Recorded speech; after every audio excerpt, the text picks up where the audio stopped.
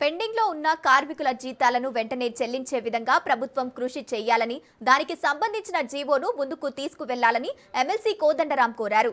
ఈ మేరకు మేడే సందర్భంగా డిప్యూటీ మేయర్ శ్రీలత శోభన్ రెడ్డి ఆధ్వర్యంలో కార్మిక దినోత్సవానికి ఆయన ముఖ్య అతిథిగా హాజరై జెండా ఆవిష్కరించారు.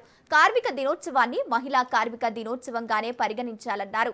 ఈ పోరాటాలు అన్ని మహిళలకు సమాన అవకాశాలు కల్పించాలని, శ్రమ దోపిడీని వారిని కాపాడే లక్ష్యంతో ప్రారంభమై తర్వాత కార్మికులందరికీ దినోత్సవంగా రూపాంతరం చెంది ప్రపంచం అంతటా కూడా మేడే నిర్వహిస్తున్నారని ఎమ్మెల్సీ కోదండరాం అన్నారు.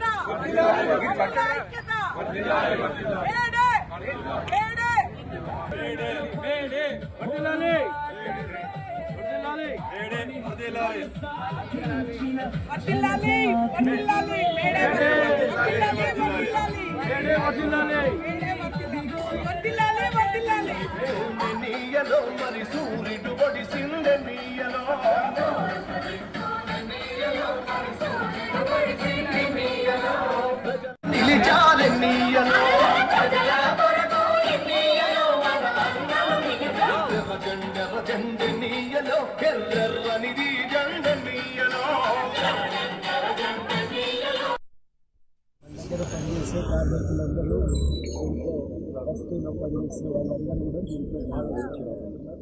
వారికి ముందుగా శుభాకాంక్షలు తెలియజేసి మేడే వాస్తవానికి మహిళా కార్మికుల దినంగానే మొదలైంది. మొట్టమొదటి జరిగిన పోరాటాలన్నీ మహిళా కార్మికులకు కూడా సమాన అవకాశాలు మీద కూడా విపరీతమైన శ్రమ దోపిడీని నుంచి వాళ్ళని కాపాడే లక్ష్యంతో ప్రారంభమై ఆ తర్వాత అది కార్మికులందరి దినంగా అది పరిణామం చెంది చివరికి ఇవాళ ప్రపంచంలో అంతటా కూడా కార్మికులు తమ హక్కుల కోసం తమ హక్కుల పరిరక్షణ కోసం మేడే జరుపుకుంటా ఉన్నారు. మేడే సందర్భంగా ఇవాళ మరి కార్మికులకు శుభాకాంక్షలు తెలియజేయటమే కాదు, ఈ మేడే కార్మికుల యొక్క వాళ్ళ శ్రమ విలువను తెలియజేస్తుంది. మేడే అనేది కార్మికుల హక్కులకు గుర్తుగా ఇప్పటికీ ఇవాళ ఈ మేడే సందర్భంగా మనం కోరేది ఒకటే, మరి చాలా వరకు మన దగ్గర ఉన్న కార్మికుల జీతాలు పెండింగ్లో ఉంది. పెన్షనాల జీవో కూడా ఇంకా సవరించాలి. అతి త్వరలో ఆ జీవోను కూడా సవరించి కార్మికులందరికీ న్యాయం చేయాలని ఈ సందర్భంగా కోరుతున్నాను.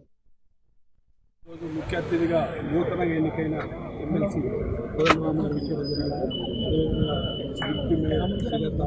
తర్వాత కార్మికులు, కాంగ్రెస్ కార్యకర్తలు చాలామంది కార్మికులు రావడం జరిగింది.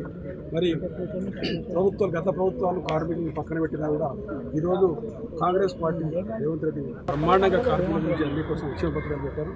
మరి ఈరోజు ఏమైనా ప్రమాదంలో చాలా పాలసీలు పెట్టడం జరిగింది. వాళ్ళందరూ కూడా కార్మికులు నిర్ణయించుకోవాలి.